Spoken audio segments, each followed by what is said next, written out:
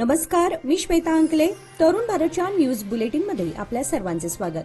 आता पाहूया ठळक घडामोडी. अन्न व नागरी पुरवठा खाते व माळ मारुती पोलिसांनी गुरुवारी 8 क्विंटल रेशनचा तांदूळ जप्त केला आहे.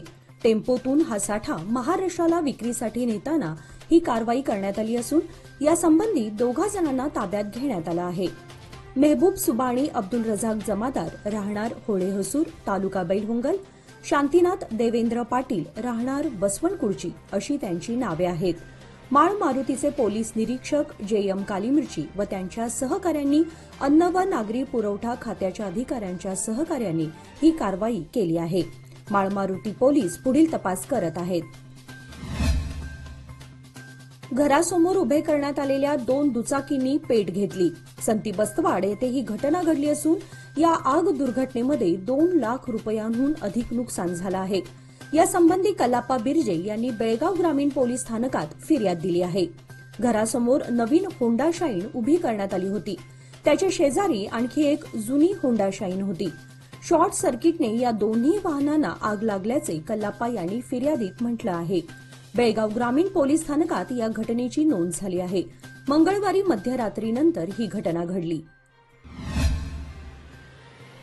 गणेशोत्सवाच्या पार्श्वभूमीवर शहरातील विविध भागामध्ये पोलिसांचे पथसंचलन सुरू आहे. गुरुवारी अनुगोळ परिसरात पोलीस आयुक्तांच्या नेतृत्वाखाली शक्तीप्रदर्शन करण्यात आले. या पथसंचलनात विशेष पथकातील जवानही सहभागी झाले होते. पोलीस आयुक्त याडा मार्टिन मार्गन्यान यांच्यासह शहरातील एसीपी, पोलीस निरीक्षक, उपनिरीक्षक, पोलीस हवालदारांबरोबरच बंदोबस्तासाठी बाहेरून आलेले जवानही पथसंचलनात सहभागी झाले होते. धर्मवीर संभाजी चौक, रघुनाथ पेठ, मुस्लिम गल्ली, नाथपै नगर, लोहार गल्ली, भेंडीगिरी गल्ली, मारुती गल्ली, रघुनाथ पेठ मार्गे पुन्हा धर्मवीर संभाजी चौक परिसरात येऊन पथसंचलनाची सांगता झाली. अग्रभागी काळे गणवेश परिधान केलेले विशेष प्रशिक्षित सशस्त्र जवान सहभागी झाले होते. बेळगाव वास्को रेल्वे मार्गावरील सोनाळी ते दूधसागर या दरम्यान गुरुवारी मालवाहक रेल्वेचे डबे घसरल्याची घटना घडली. मालवाहक रेल्वेचे चाक रुळाच्या बाहेर आल्यानं रेल्वे मार्गावरील वाहतूक ठप्प झाली होती. दुपारी 2च्या सुमारास ही घटना घडल्याने काही रेल्वे दुसऱ्या मार्गाने सोडण्यात आल्या. महिन्याभरात दुसऱ्यांदा मालवाहक रेल्वे घसरल्याने रेल्वे वाहतूक ठप्प झाल्याची घटना घडली आहे. दूधसागर दरम्यान यापूर्वी अनेक वेळा अशा घटना घडल्या आहेत. गुरुवारी झालेल्या या प्रकारामुळे वास्को निजामुद्दीन एक्सप्रेस गुरुवारी कोकण रेल्वे मार्गे धावली. त्याचबरोबर शालिमार वास्को, वास्को शालिमार या एक्सप्रेस लोंढापर्यंत धावत होत्या. बेळगाव गांधीनगर नजीक आज दुपारी धावत्या कारने अचानक पेट घेतल्यानं एकच धावपळ उडाली. चालकाच्या प्रसंगावधानाने कार गाडीतील सर्वजण बचावले आहेत. आगीची घटना समजताच अग्निशामक दल घटनास्थळी दाखल होऊन आग विझवण्यात आली. कार गाडीतील शॉर्ट सर्किटमुळे ही आग लागल्याचा प्राथमिक अंदाज व्यक्त करण्यात येत आहे. कमी कालावधीत आकर्षक परतावा लोकमान्य सोसायटी सादर करीत आहे अनमोल आर्थिक ठेव योजना, जी देते तुमच्या गुंतवणुकीवर 10% परतावा, तेही फक्त 13 महिन्यांमध्ये. अधिक माहितीसाठी कॉल करा 1800-212-4050. योजना फक्त सभासदांकरता. नियमवाटी लागू. लोकमान्य, जिथे पैसा वाढतो आणि नातं वृद्धिंगत होतं.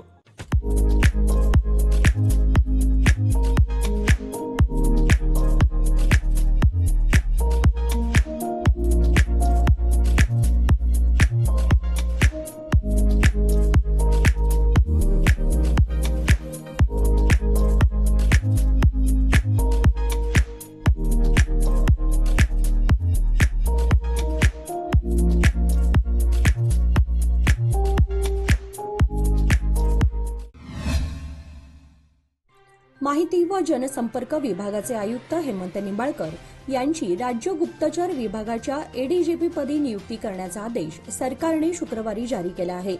आणखी एक महत्वाची जबाबदारी हेमंत निंबाळकर यांच्याकडे सोपवण्यात आली आहे.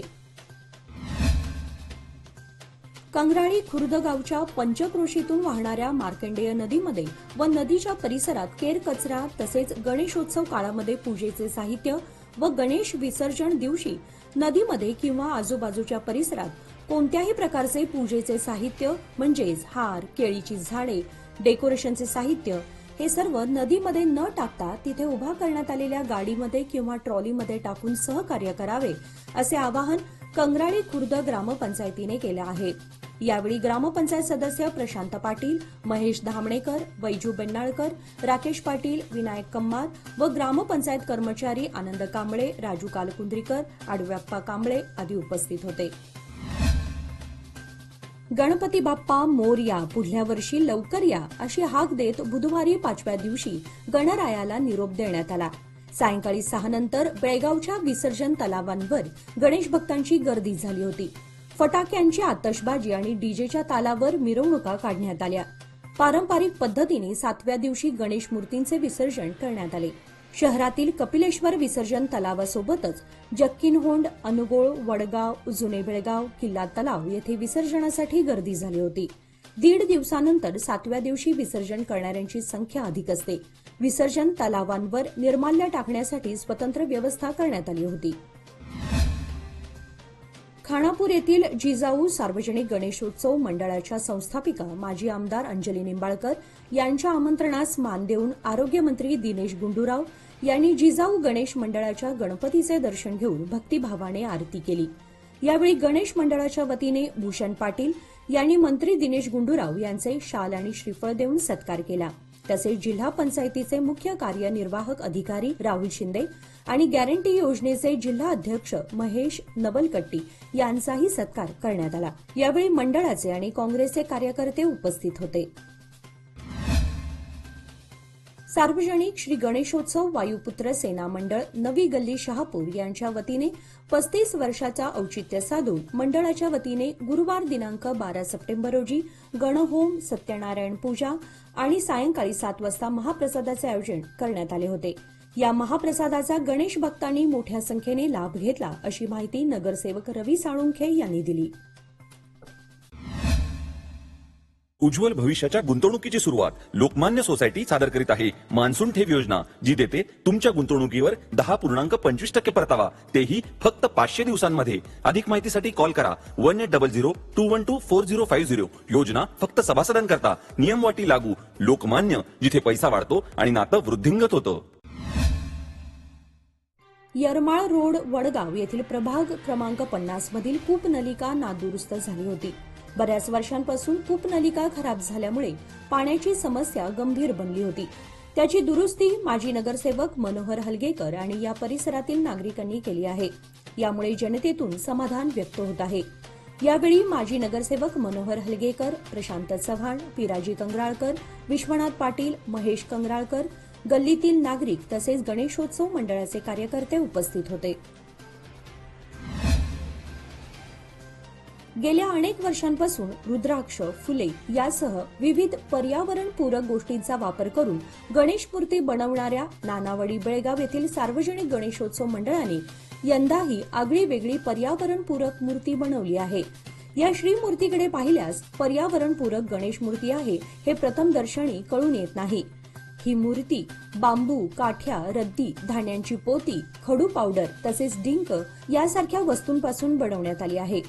विशेष म्हणजे या पर्यावरणपूरक गणेश मूर्तीचे मूर्तिकार हे मुंबई येथील असून ही गणेश मूर्ती 9 फूट उंच असून ती बनवण्यासाठी 7 ते 8 महिन्यांचा कालावधी लागला.